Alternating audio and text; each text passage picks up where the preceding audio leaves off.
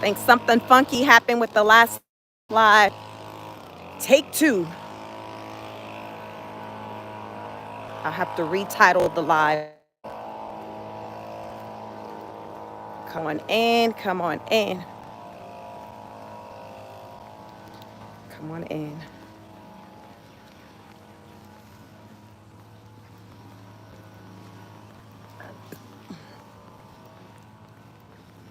Come on in. Like the video. Like, share, and subscribe.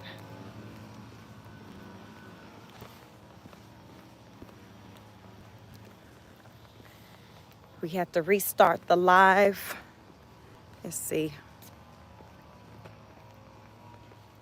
Come on in, like the video, like, share, and subscribe. So I want to pick back up where I left off. I want to let some more people come in because I was getting into the story of one of the workers, the sex workers that Diddy and Cassie worked with. He recently did an interview and he shared some things. He got into some things. And listen, I'm trying to spread the word, make y'all aware of what's going on out here. Come on in.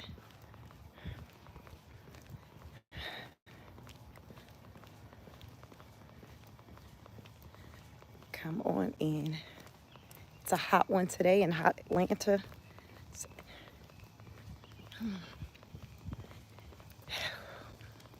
This Diddy trial is wrapping up. They're projecting. They're saying it'll probably wrap up maybe by Thursday, before they go closing arguments. They may have a couple of witnesses to put on the stand next week. But in all, it's coming to an end. It's coming to an end. It's looking like it will be ending right around the 4th of July, possibly before the holiday. It's probably going to depend on how quickly the jury can return a verdict. The people are still looking for KK. Where is KK? What's that? Christina Coram. I think that's how she pronounces her name. Christina Coram, aka KK. So I was reading up on her. KK is saying, like, listen, I ain't got nothing to do with that. I don't know why y'all looking at me, because I ain't done nothing.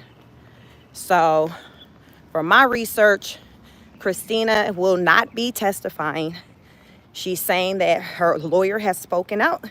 Come on in, double tap the screen, like the video. Christina Coram, KK, aka KK. You may have heard reference of KK. She was Diddy's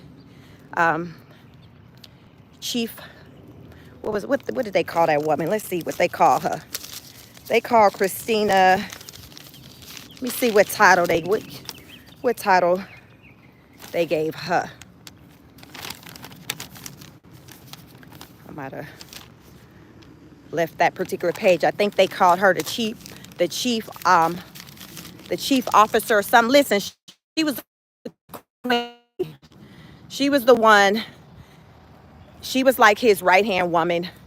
He tell her, listen, KK, this is what I'm gonna need popping off. I need this done. Make it happen. So Christina's job, KK's job, was to go out there and make it happen. Make Diddy happy. Make the boss man happy. That's what she did. Multiple people have come on the stand and testified to that basically she was the one who was giving them the direct orders. So she would say what you would call like the middleman. So picture Diddy at the top, and then you have someone who's barking the orders, who's giving the orders. That would be Christina, aka KK. KK was giving the orders to the people versus them receiving them directly from Diddy, hearing it from his mouth. So she like, listen, I don't know what they talking about. They lying on me. And I'm not going to be able to talk until this trial is over and civils are resolved. As she's saying. And according to CNN right now, there's no criminal charges that have been filed against. There are no criminal charges filed against her as of right now. So many have speculated or wondered. Hello, good morning. Many have speculated or wondered if she will have her own trial, because the prosecutors are describing her as a co-defendant. She's been described as a co-defendant, so that means that these things that they're accusing him of, they're saying, hey, she's guilty of a lot of them, probably most of these charges, these things as well. So we want to bring attention to her as well. Again, like I said, as I've read this morning, there has been no formal charges filed against KK. But her name constantly has been coming up in this trial since the start. It's almost everybody on the stand seemed like has mentioned her name at some point in their testimony. At some point in their testimony, even when it came down to that videotape where Cassie was seen getting beat in the hotel, there was testimony that KK was the person who was the one communicating and doing the negotiations and things with she was the one that went to the hotel to pick up the video. Like, she did that. That is what people have testified. Multiple people on the stand have testified that she is the person who was behind pretty much making that video disappear. Like, she physically went up there. So I don't believe KK is innocent like she says she is, because she's like, listen, I ain't seen nothing. I ain't did nothing. I'm innocent. And I look forward to that being proven. So I don't know what type of a court appearance she expecting to have, because right now there's no criminal charges that have been filed, but her name has been named in civil alongside of Diddy. So I don't know if when she talks about a court experience, is she just talking about like those civil when it comes to the civil courts versus criminal courts, because I do not see, you all, how this woman, with the way her name is coming up, why she wouldn't have criminal charges brought against her as well. It doesn't make sense to me. It doesn't make sense to me why she wouldn't. And given the fact that it's not like we're seeing her testify where it looks like she flipped on him like the other people. So we haven't seen her flip on him. So to me, the alternative is she's like sticking, basically still remaining loyal, saying, I ain't seen nothing. I ain't heard nothing. I ain't smelled nothing. She's like, listen, I don't know what you're talking about. So to me, she's, I don't know what you're talking about. And I'm like, okay, that's cool. I hope that means that they're going to get their own case, and it'll be a separate trial that will come about where she's going to be the defendant. Because if it does not happen, then something is seriously wrong. Something is seriously wrong here. If this woman, Christina Cora, KK, if charges are not filed against her, it won't make any sense. Also, as of right now, with this RICO, with what we've seen, Diddy is the only one being named in the RICO. That is not the norm. Normally, there are multiple people named in a RICO. Who are these other names? Who are these other names? And the other names, are they some of the people who testified? Were they flipped? Are they like, okay, fine. What you want to know? Because they don't want to go to jail, right? So they like, okay, well, I'm willing to talk. What you want to know? Because there's several assistants who are just, hello. There are several assistants who are just telling it all. They like, yeah, this happened. This is hell. Let me tell you what he did to me. So they're talking about what happened to them. They're talking about what they seen happen onto other people. Like, talking. Why are they talking? Because a lot of these people testimonies that I've heard, they're guilty of some ish too. And it's now you need to be locked up as well. You need to be locked up as well. But listen, they testified in exchange for their freedom. So that's why the question is, where is KK? We're not seeing KK testify against Diddy in exchange for freedom. So it has myself and many others to believe that she's still sticking by him like, yo, I ain't seen nothing, I don't know nothing. And she's gonna just take her chance with still continue along that line with saying, hey, I ain't do nothing. I'm lawyered up. Come for me if you want to. But I got my lawyers and we're gonna duke it out in the courts. What other way can you view it? Because in text messages, her name's coming up. Like I said, going to the hotel to get the video footage, her name has come up. All these crazy things, these illegal acts, that's all rolled up into this RICO case. Her name is coming up, right? What's up? Good morning. Good morning. So it makes sense that she would be hit with some charges too. My thing is, as all this been playing out with Diddy, I feel like he shouldn't be the only one going down, because the things that he wasn't doing it alone. It was other people who played a part in it.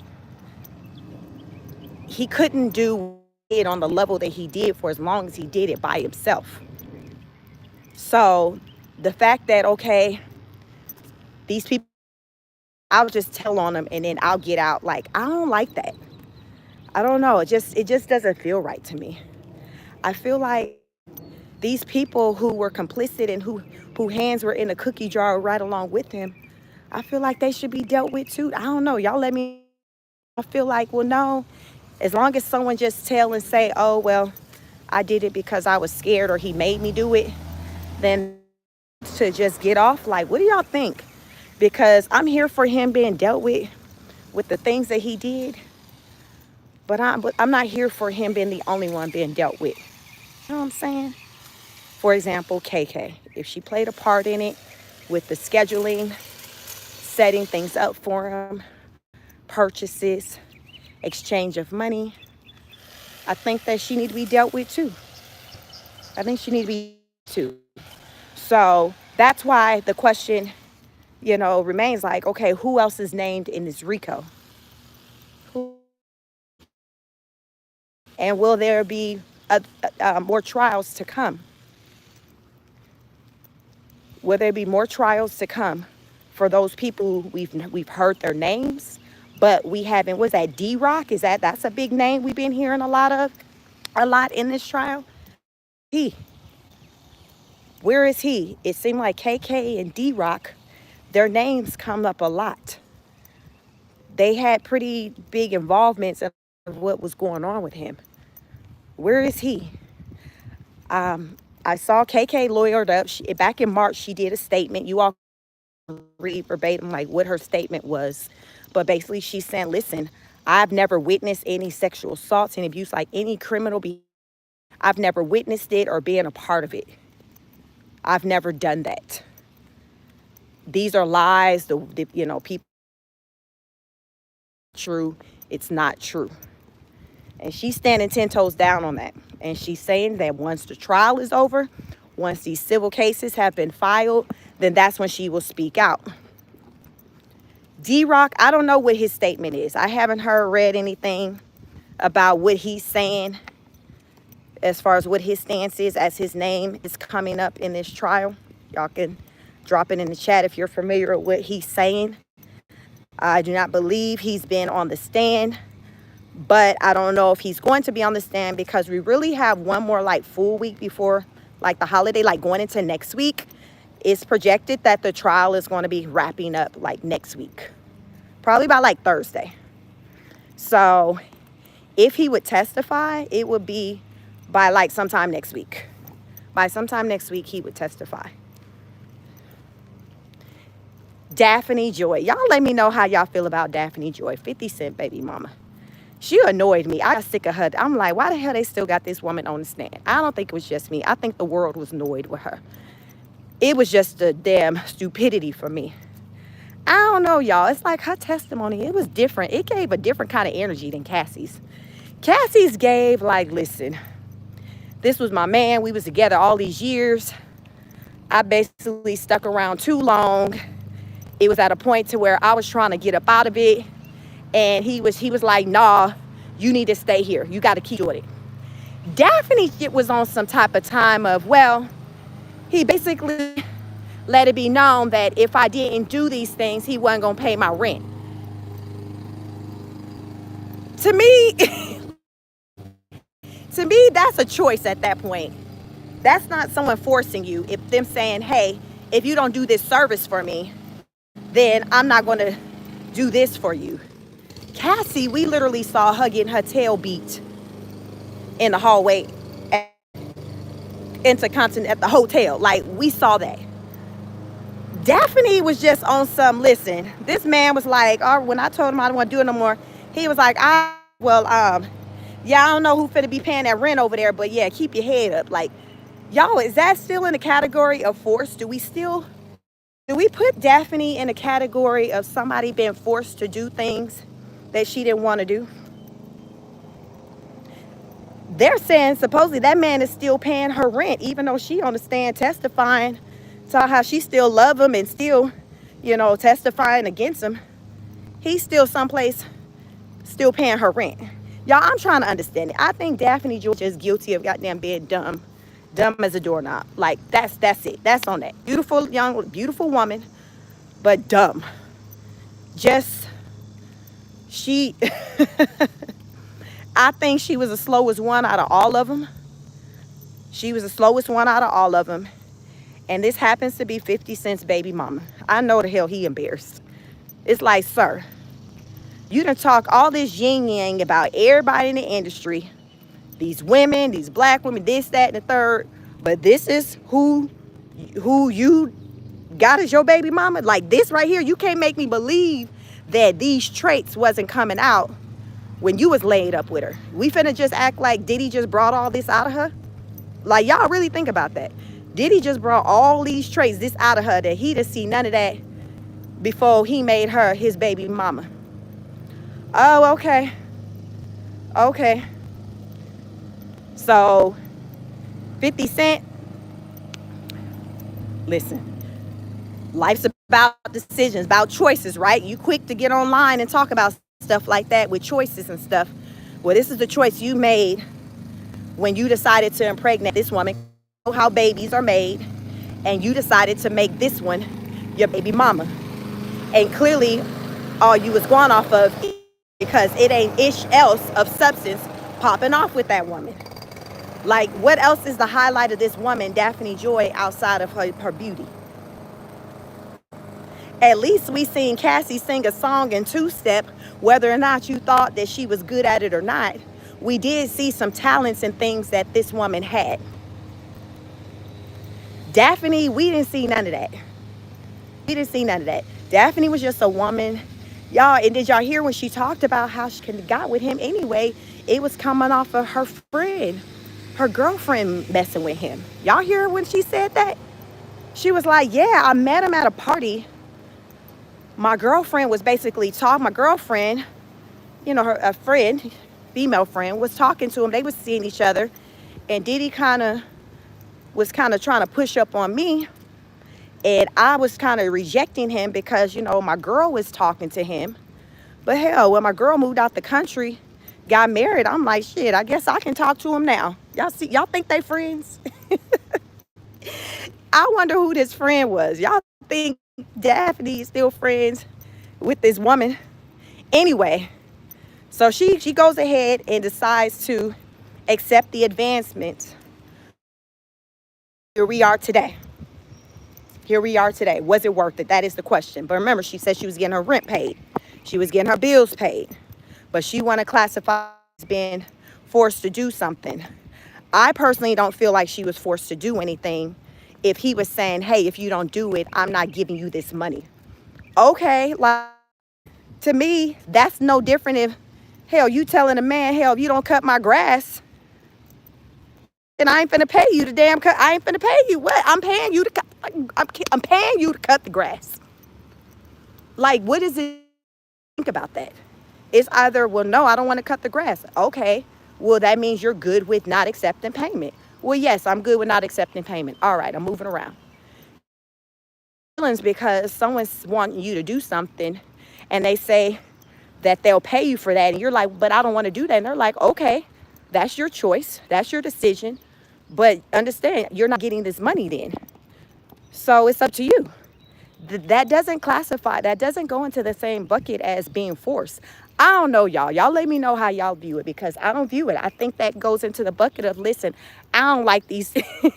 I don't like these contract terms. I don't like it.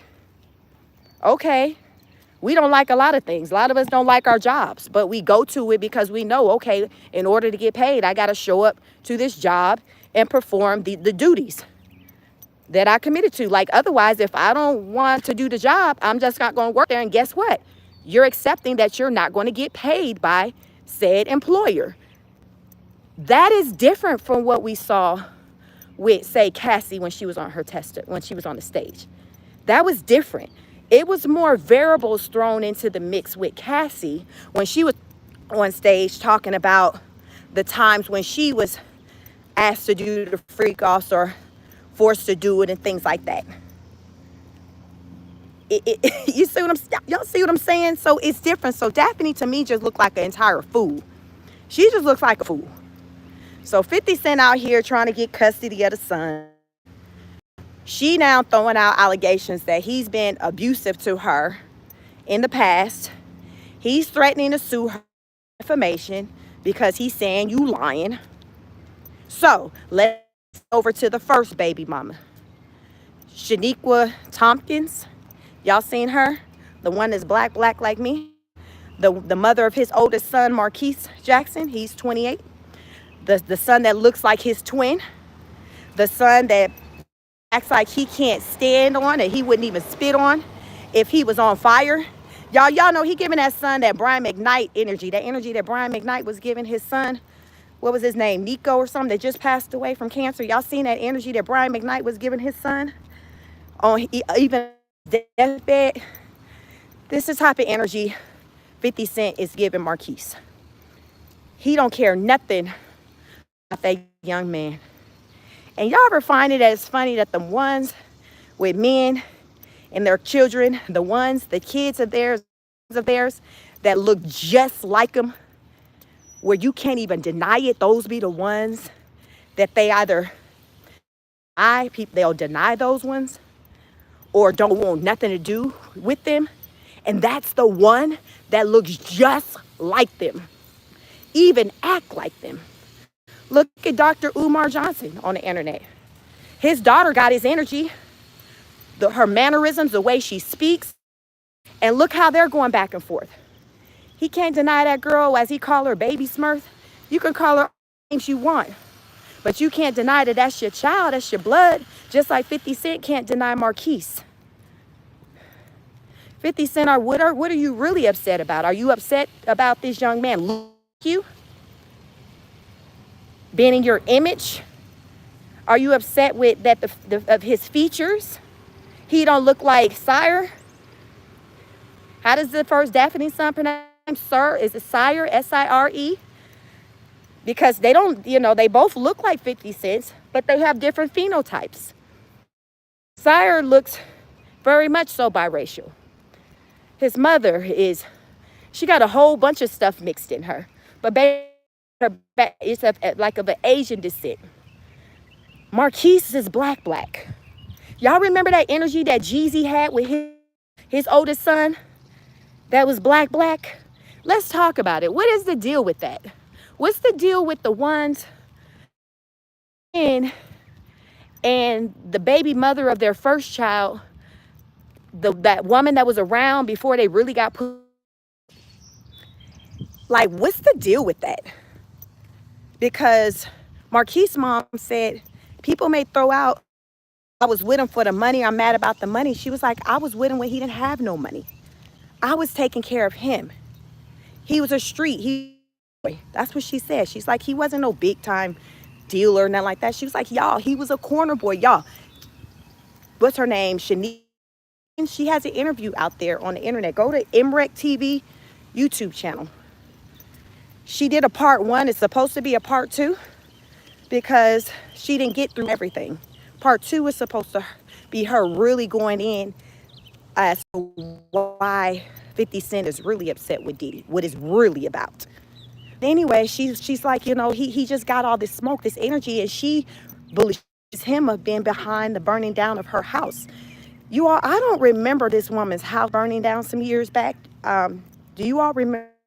Apparently, her and 50 Cent were having a court case battle, and I think it was centered around the house that she'd been in. He wanted her out of the house. I'm not even sure, you all, what year all of this took place because I just learned about it when she was doing this interview on MREC TV, like one of these days early this week. So she was like, yo, he wanted me out of the house.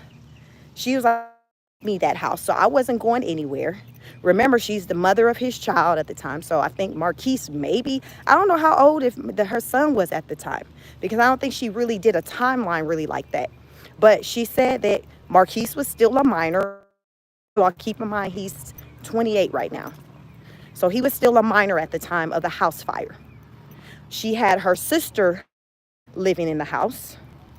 And she also had her daughter living in the house, I guess she had a daughter already when she got with 50 Cent. Who else was in the house? I think she had a girlfriend who maybe had some kids. So she had some extras in the house, that he was paying for.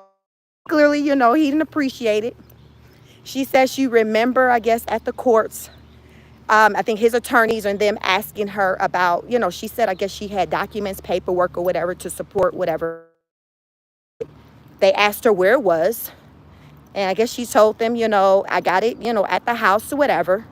And I guess she must have told them exactly where in the house, where the documents were, because her comment was when she woke up in the middle of the night, it was maybe around 2, 3 in the morning, to a fire where, you know, like a cocktail bomb, something had been thrown through the window. She said that the fire started right in the area where she had the documents, the proof or whatever that she had, her receipts or whatever, is where the fire was started. She said, God, this is how she know there was a God. She said because earlier that day, she seen that she was being followed and tailed, because I guess this is coming off of like maybe the day after going to court. And she seen that she was being followed or tailed, and her attorney, I think she had a woman attorney, advised her to be careful, just, you know, be careful. So she ended up, I think, not sending Marquise to school that day. He wasn't feeling that well anyway. So that night, she didn't, you know how, you know, you a mama and your kids, your baby's sick, you don't really sleep that well because you trying to watch them. Y'all know, daddies, you might know too, where you're not sleeping hard because you checking on your kids. So she said her body couldn't really go to sleep. She couldn't really rest because she knew Marquise was sick. So she was awakened by hearing something thrown through the window. So when she got up to go see what was going on, that's when she seen, oh shit, it's a fire. Her daughter at the time, remember, Marquise had a sister. I think the sister is about 6 years older than him. So I'm thinking she's like a teenager at the time. So she's like, yeah, she was like, I heard the glass, but I think he might have just dropped something, because she heard the glass shatter. But y'all, the shattering of the glass was from the cocktail bomb, something being thrown through the window to set the house on fire. She says she is convinced in her soul and her spirit that he was behind it. Even it's dirty, she's convinced that he was behind it because of the timing. You all, they had been in court behind this freaking house. The court. She didn't want to leave the house. She was like, no, He gave me this, he bought me this house. This is my house. I'm not going anywhere. At the time, $6,800 a month in child support. So she didn't leave. So then what happened with how they managed to get out the fire, it was a man who was out walking, going somewhere, doing something, and he saw the fire. And he was a good Samaritan that stopped to help. She was like, y'all, I left him no drawers on. She said, I used to sleep in this little outfit, little short little thing situation. And she was like, I just had to, I couldn't. She was like, y'all, I just had to get out. I had to get out. I had to get my kids. I had to get everybody out the house. And she was like, she know that had she been asleep, woken up too late, they would be here. Y'all is giving somebody trying to take out the entire house. What y'all pulling out of this story? If you believe it, I believe it. What else do you take out of this? How else do you slice it and dice it when at 2, 3 in the morning, when typically people are asleep, someone's thrown a cocktail or something in your window that's setting fire to your home? It wasn't broad daylight where, say, people are at school or at in the middle of the night when 90% of the time, 99% of the time, somebody is in there asleep. She said the next time she had talked with him or seen him, it was something centered around, he was trying to talk to the son or wanting to see the son, Marquise. And she was like, well, no, we can't really, somebody trying to get us, we can't really be disclosed yet where our whereabouts. And he said, shut the F up, B. He said it with this venom. That was the energy that he had coming off of the situation. It was almost like as though there was no concern or nothing like that. It was just like, damn, you still here? You still breathing? Like that. Like, She was like, y'all, this man isn't what y'all think he is. She said, oh, and let's talk about how many times he run around talking about he got shot, 9 times? She said, no, y'all, he got shot 5 times. I was there and Marquise was there. He was a baby. She said, I was there. Marquise was there, and I think she said a friend and her man were there. And she said that they were, I think, outside of the house of maybe, I don't know if it was her parents' house or something like that. And I guess somebody drove by and shot him, but she said he was shot 5 times. She named off the different parts of his that he was shot. He said that he was shot. He would tell people that he was shot 9 times because Tupac had already out and he was shot 5 times. So he wanted to be shot more the times than Tupac. I can hear y'all can see him saying that too. Like, Tupac said he got shot 5. All right, I'm gonna tell him I got shot 9. I got shot 4 more times than what he did. So you know. So she was like, y'all know. She said, I saved his life. I saved his life. I took him to my grandparents' house. He was a corner boy. She said she used to work at the tolls at the time. So she worked the regular 9-to-5 job. He was just in the street trying to, y'all know about that street life. He was just in the street life, aspiring to be a rapper, trying to get to the money. He was abusive to her as well. He was physically abusive and sexually abusive. She said the first time that he hit her was when she was pregnant. She was pregnant with. After that, the second time he hit her, that was the last time where she said nope, because it happened in her. So I don't know how many it was, but I know the first time she said she was pregnant. The last time was because it happened in front of her daughter. Not sure how old her daughter was at the time. The daughter is anywhere from 4 to 6 years older than Marquise, the son. So she said last time, so I'm not going to say it was the second time. The first time she was pregnant, the last time was after and he had hit her in front of her daughter. And she has always said, when it came to a point to where it was in the life of her daughter and her daughter was able to witness some things that wasn't kosher, then that's when she would go ahead and bow out. And that's what she did. That's what she did. She was like, it's time to go. So let's talk about the irony of things. Let's get back to Daphany Joy. So she said Daphany used to give her a hard time. Daphany would troll her, just pick at her like, Daphany, y'all know, moving like shit, bitch. I got him. This my man now. You ain't nobody, whatever. Daphany had that type of energy until that man started going upside her head. Until Daphany started claiming that 50 Cent was going upside her head. When those allegations came, guess who Daphany and her attorney started trying to call? Sheniqua. Sure, remember that same one who she thought she was better than? See, you can't run around thinking you better than the previous one. You think because you cuter, you got a fat ass waist that you better than her, that you ain't gonna get treated like that. Cause you got lighter skin, you got silky hair, you whatever. Because a lot of people be delusional thinking that they're gonna get treated differently for whatever reason that they done they done put in their mind.